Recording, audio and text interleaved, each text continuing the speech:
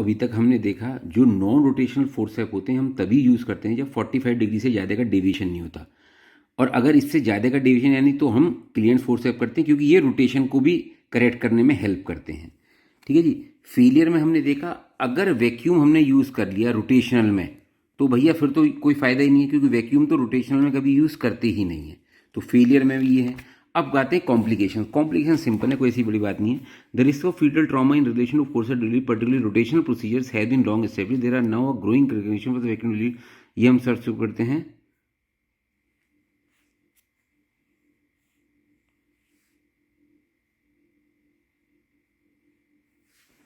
वो ये तो कर चुका।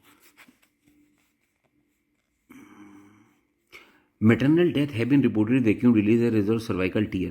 PPH is more common in women needing OVD compared to women who deliver spontaneously, but less common than in women deliver C-section in the second stage. Measures तो ऐसा C-section इतना safe नहीं है, क्योंकि अगर आप देर में कर रहे हो, अगर प्लान्ड C-section है फिर तो कोई दिक्कत ही नहीं है। अगर सेकंड स्टेज ऑफ लेबर में आपने C-section करा तो उसमें भी फिर आफत है।